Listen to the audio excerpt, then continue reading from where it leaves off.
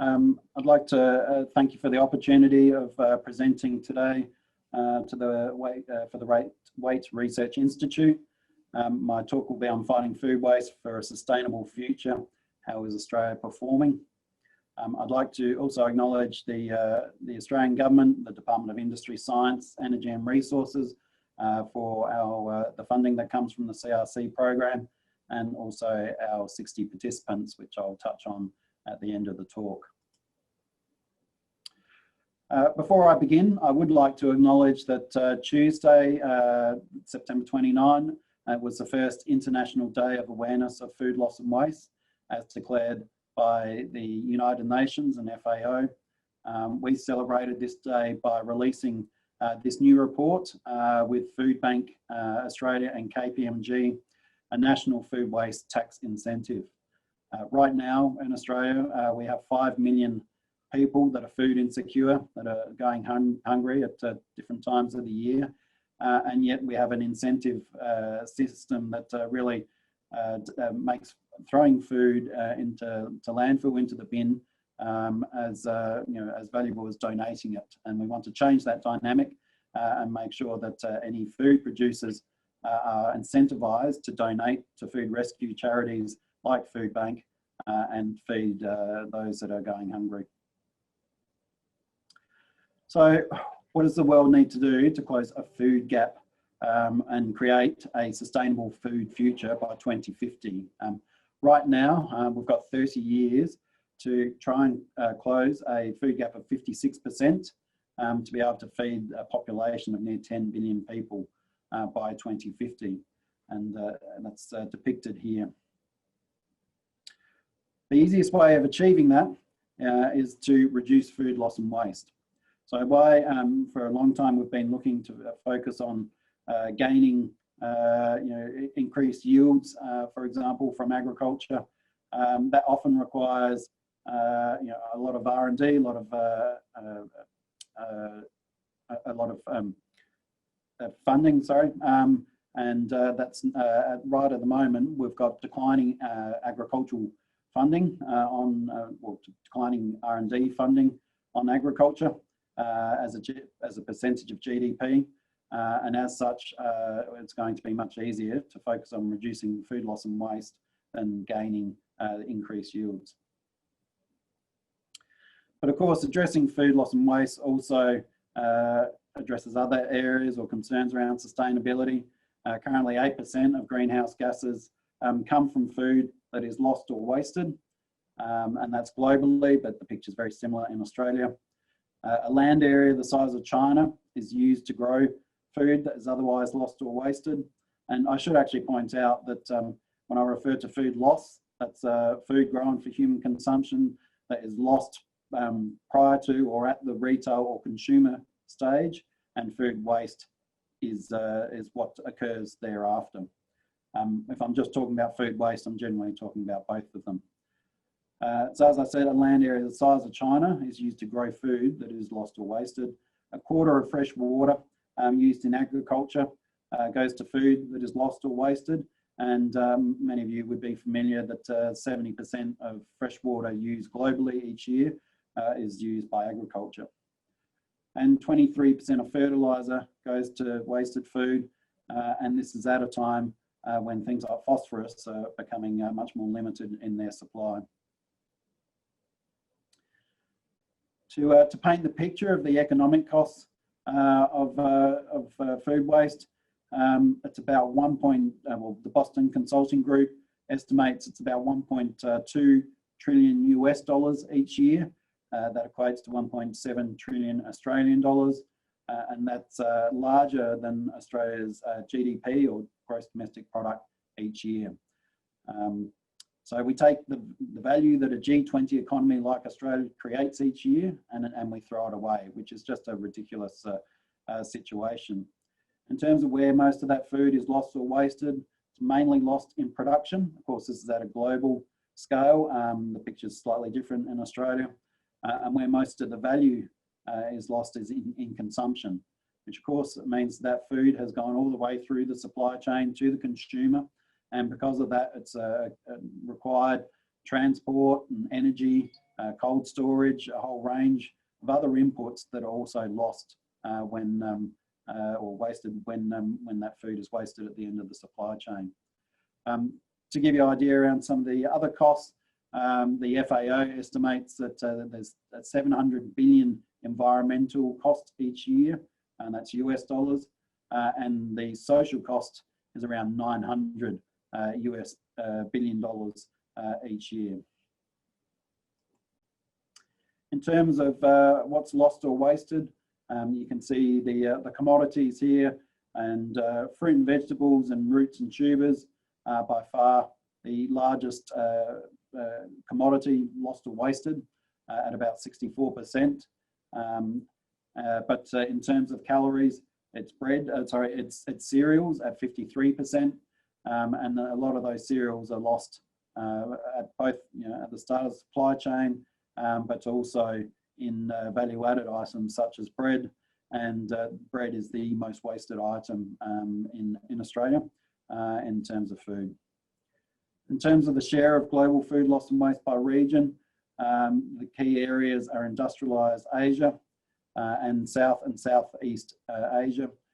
These are heavily populated areas, of course, and if we look at a food waste per capita, then North America and Oceania, which includes Australia, are by far the worst, followed by Europe. And as you can see here, FAO estimates that North America and Oceania, the average kilogram per capita food waste is about 298 kilograms per person, and that directly aligns with what we've found in Australia. Of course, the reasons for food loss and waste differ throughout the world.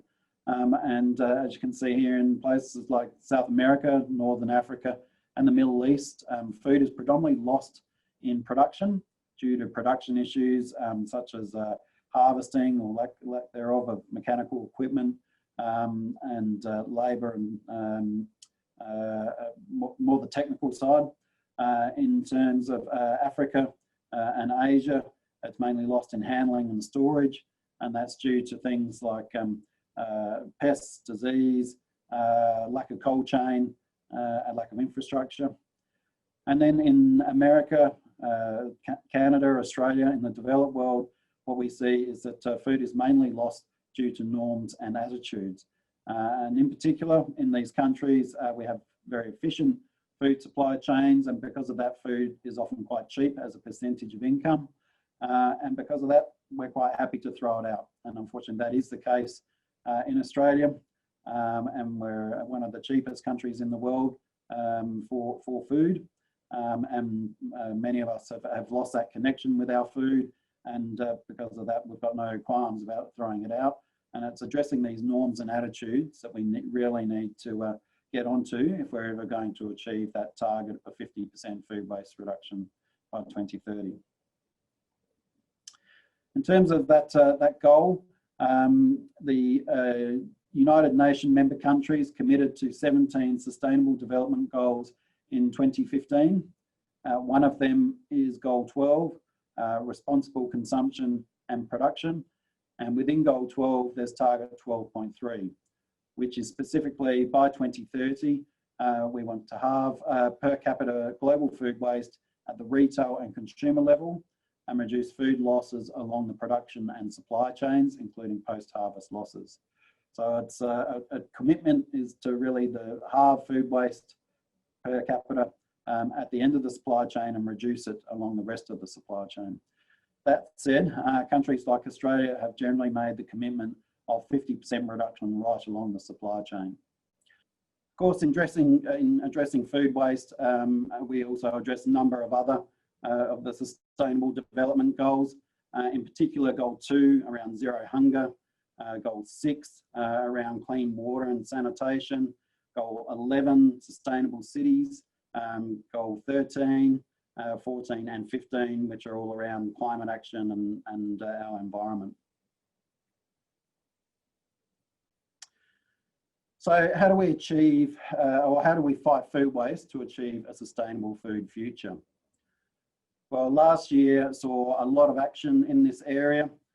We saw 3 major reports come out from the World Resources Institute, as well as from the FAO, Food and Agriculture Organization in Rome. But the one that I'm going to focus on today is the last there, the Reducing Food Loss and Waste, 10 Interventions to Scale Impact. So this was launched at the Vatican conference, Food Loss and Waste conference in November last year. And it lists the 10 action areas that they believe that every country should be undertaking if they're going to have any chance of achieving 50% food waste reduction by 2030. So for the rest of my talk, I will be doing an assessment against these 10 interventions.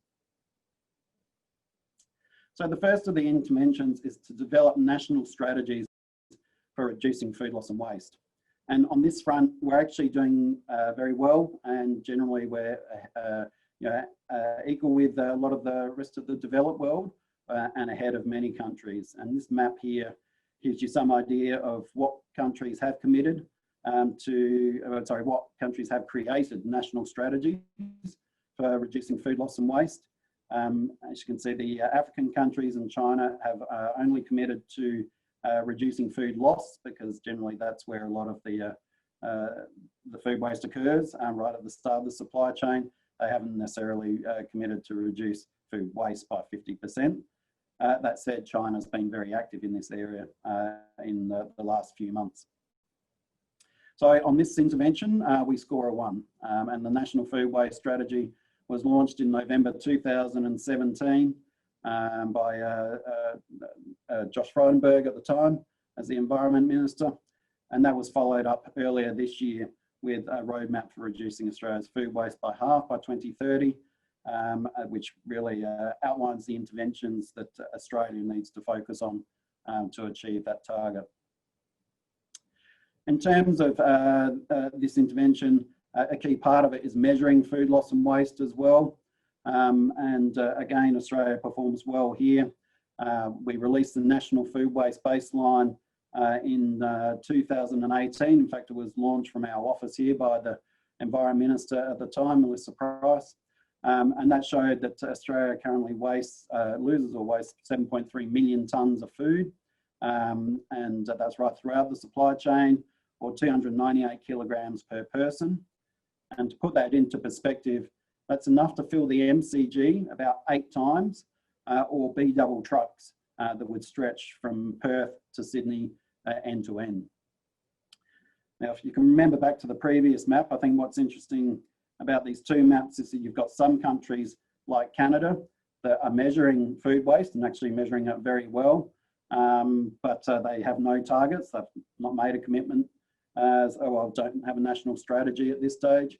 And other places like China, where they have targets, so they've committed to reduce food loss and waste, but they are not measuring at the same time, which of course means it's hard to indicate, or hard to understand the gains you are making. The second intervention is to create national public and private partnerships. And again, on this front, Australia is doing well. The CRC launched in 2018, where $120 million 10-year cooperative research centre, which involves 60 participants. In fact, we understand and we are told that we are now the largest dedicated food loss and waste research organisation in the world. We are housed here on the Waite campus, which I think is something to be really proud about. I should also mention that at that Vatican conference last year, we were specifically held up as a shining example of what countries should aspire to in terms of this particular intervention. More recently, in fact, in August this year, the Department of Agriculture, Water and Environment put out a partnering proposal or partnering call for a national food waste governance entity. And this is to really take on that national food waste strategy and the roadmap I showed in a previous slide. Part of this is $4 million in seed funding over the next 4 years, after which the government is looking for someone to self-fund the National Food Waste Strategy for the remaining 6 years until 2030. So our consortium, which is, you can see all the logos here, put in their submission on September 7th, and we're currently waiting to hear about its success. But again, it would be great to bring the National Food Waste Strategy to the Waite campus as well, let out of here, and really tie in the environmental aspects, which is what more of the this proposal relates to, as well as the industry aspects, which is what the CRC focuses on. So, sorry, on that last intervention, again, we score a 1. We're doing, we're well ahead of the pack. In terms of intervention 3, it's to launch a 10 by 20 by 30 supply chain initiative. And what this is about is working with the 10 corporate power players or the biggest food companies in each country, and getting them to commit to target, measure and act, and then getting 20 of their largest suppliers to do the same to achieve a 50% food waste reduction by 2030. Now, this has really taken off in Europe and America. It was only launched 12 months ago this week, and as well as the power players such as Carrefour and IKEA, Tesco and Walmart, some of the biggest supermarket chains in the world, have all committed, but they've also brought on a lot of their suppliers. And so there's now over 200, just short of 200 food companies around the world that have committed to that, to this initiative. But unfortunately, I don't think there's any in Australia. And as such, we score a 0 on this one. And it's something that we do need to be looking at as a future initiative in this country. The fourth initiative is invigorating efforts to strengthen value chains and reduce smallholder losses. This intervention is particularly directed at the developing world, but that said, COVID-19 has really shown how fragile food supply chains are in Australia, and particularly with restaurant and catering orders falling through, which has led to mountains of food waste, particularly in places like Victoria.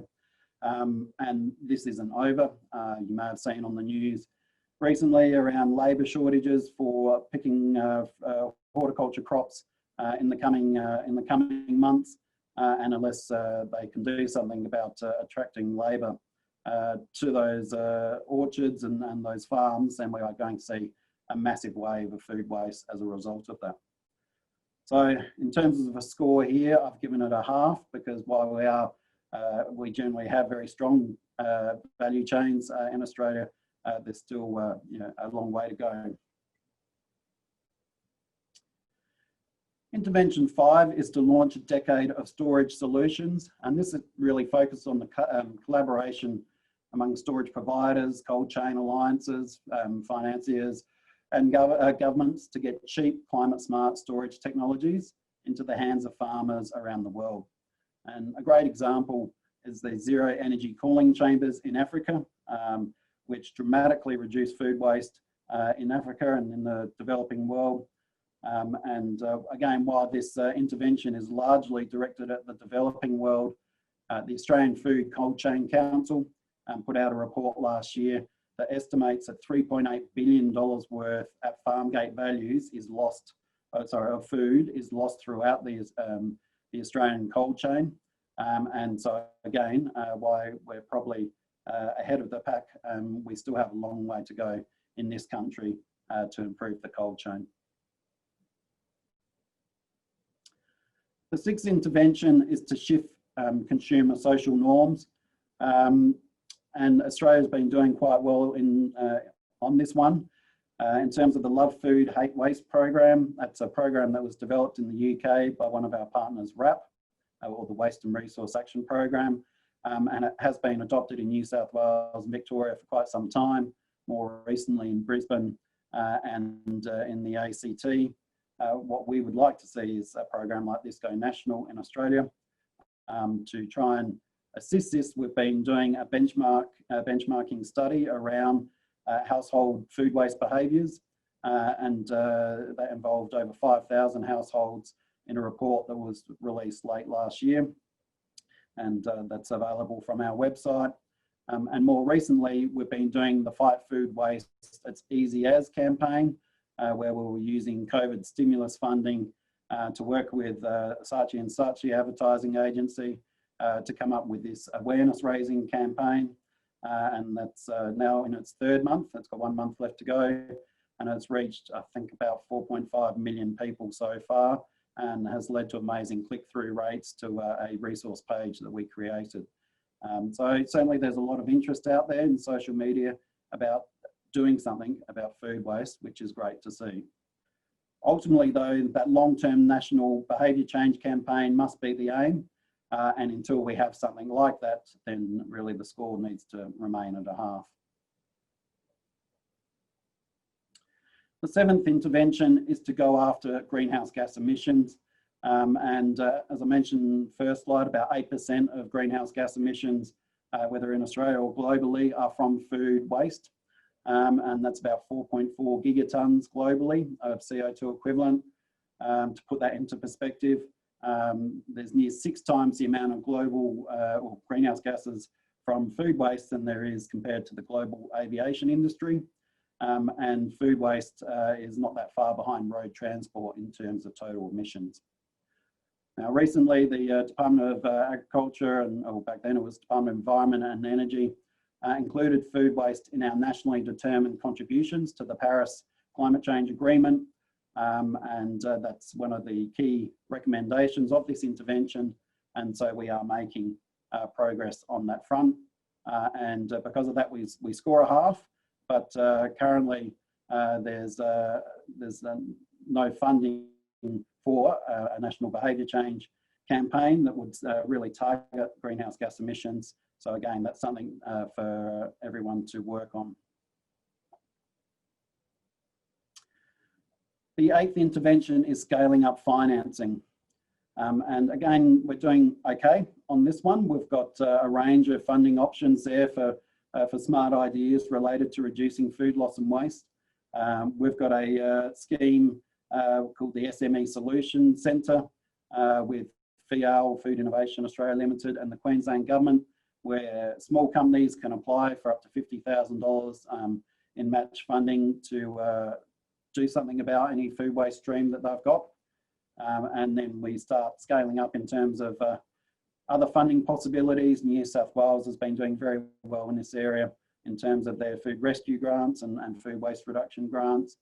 The CRC I mentioned, of course, $120 million over 10 years.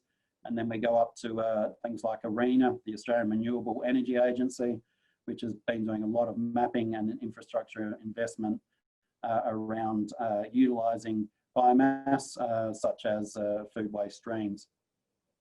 Just on this one though, I think it's important to note that the National Food Waste Strategy, launched in 2007, in terms of the initial investment and what's available in the partnership proposal, that totals $5.3 million over the next 12 years as a commitment to that strategy. To put that into comparison, the UK had originally committed £40 million, so about 75 million Australian dollars over the last 12 years. They've achieved a 27% food waste reduction nationally, and that has resulted in about $13 billion, so about 25 Australian billion dollars in food back and money back in the pockets of people and businesses. So the ROI on that is 250 to 1, and certainly something that the Australian government needs to be investing in as well.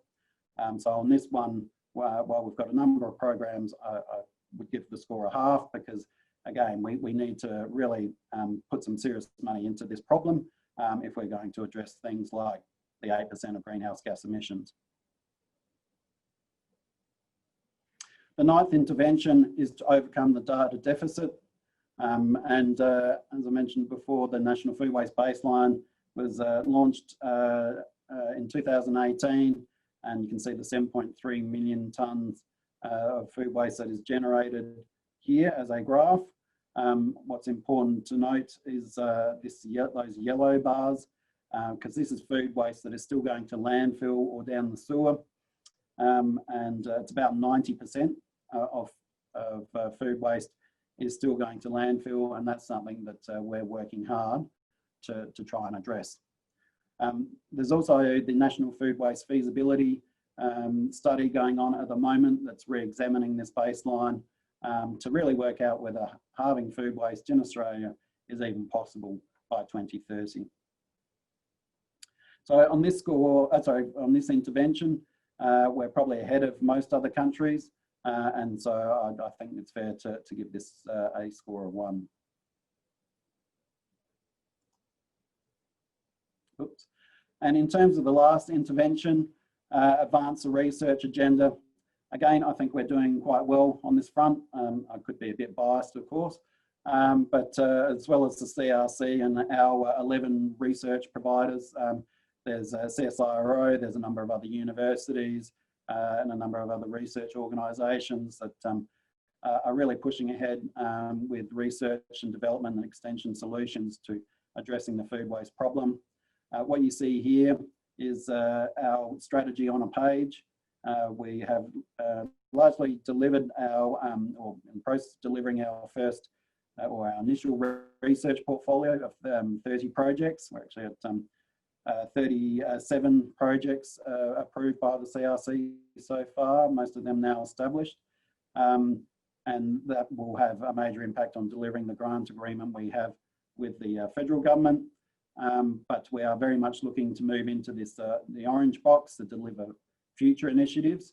And to give you some idea, the CRC still probably has around $5 million cash to leverage new industry investment for projects that will help us achieve those targets that are on the right there, the 30 million tonnes of food waste reduced over the life of the CRC, the $2 billion in increased industry profitability. So if you do have ideas that will help address those impact targets, then please, by all means, come and talk to us. So how did we go overall? Well, based on my scoring, and as I said, I could be a bit biased, I would give our overall performance in Australia a 6.5 out of 10 or a credit. And probably why one day I would have been happy with a credit. Certainly now we're aiming for a lot higher, and we've still got a long way to go to really catch up to where Europe is, and to achieve 50% food waste reduction by 2030. In terms of the research portfolio, this isn't our complete portfolio, 37 projects, as I mentioned, but it just gives you a taste of what's currently going on in the CRC. I haven't touched on many of these projects today, but we are only a year 2 into a 10-year program, and we are certainly looking for new participants, new industry participants, and new projects, and that's available to pretty much most people that would be listening today. So whether you're from Adelaide Uni or from from SARDI, from PIRSA, then please think about what you could do to help achieve our overall target and come and talk to us. So just to finish with, I really want to stress that achieving Sustainable Development Goal 12.3 by 2030 will require a concerted effort by all in the food industry. And why this is a US graphic, and it talks about ranchers and slaughterhouses. The overall purpose of it and the overall players are the same, and really everyone listening has a role to play, and together I think we can really make a difference. But we've got a solid foundation from which to build from. We've got a credit as such, and so it's hopefully only up from here.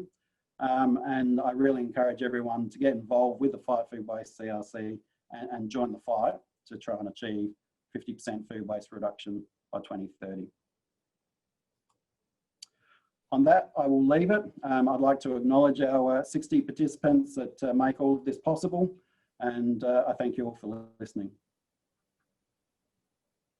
Thanks, Steve. That was great. If anybody has questions, you can type them into the Q&A box at the bottom of your screen now, and we'll get Steve to answer them. We have one. The first one that's come in is from Erin Sterling, and she asks, as a person who throws out almost no food that isn't vegetable peels or fat scraps, such a large amount of food waste from the consumer is hard to visualise. What does this amount of waste look like for the average household? So the average household, well, based on the Australian government estimates, each individual in Australia throws out 298 kilograms of food each year. Now that's an average, of course, and that does actually take into account the food that was meant to get to you that didn't actually make it. So it's probably closer to, around a third of that in terms of individual in a household. So around 100 kilograms per person per household is thrown out. To visualize that, I guess it's my weight, unfortunately. And what kind of things would that be? So it is, the fruit bowl that's left out looks great on the table, but that fruit goes, gets dehydrated and mouldy, and so that all gets thrown out. It's the leftovers that you plan to eat. They go into the fridge and go to the back and never actually get eaten. It's the wilted vegetables in the bottom of your crisper that don't get eaten. So there's and all of this is often because we just lead busy lives. We don't go to the shop and plan to spend $30 extra on food that we to go home and throw it out. We just don't always plan as best as we could, and because of that, we have food waste at the end of the week or end of the fortnight, and that's what goes on to form that 100 kilograms per person each year. Okay, Eileen Scott has a question. Shifting attitudes is clearly an issue. Is the CRC working with the next generation of consumers, school children and youth, with messages about reducing food waste? Yeah, look, that's a good question. There's often a separation between CRCs, which are industry focused, and primary and secondary school education programs. And in fact, it's part of our contract that it's an area that we can't always fund. What we're doing is certainly trying to engage youth through social media. Previously, we didn't have an Instagram account, for example, where we know that most of the youth are on Instagram and TikTok and so on. So they're the kind of social media platforms we're targeting now. But we would certainly like to be getting more into the curriculum around primary and secondary school education. Some schools do it, and certainly the schools that our daughter went to, they did food waste units at school. Many others don't. So a bit of standardisation across the country is really important, and hopefully we can do that as part of a national behaviour change campaign. Okay, thanks. Carolyn Gowes has a question. Specifically for food manufacturing sector, balancing ISO HACCP standards for food safety and quality and food waste. What are your recommendations? Yeah, look, it's always a challenge, and I guess people always will often urge on the side of caution.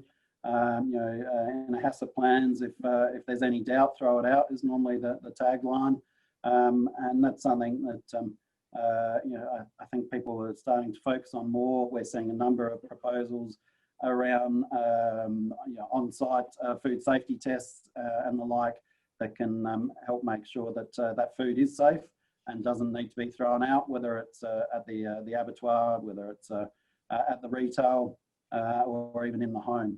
And so I think we'll see a strong focus on this in coming years because certainly there's a lot of food that is thrown out unnecessarily.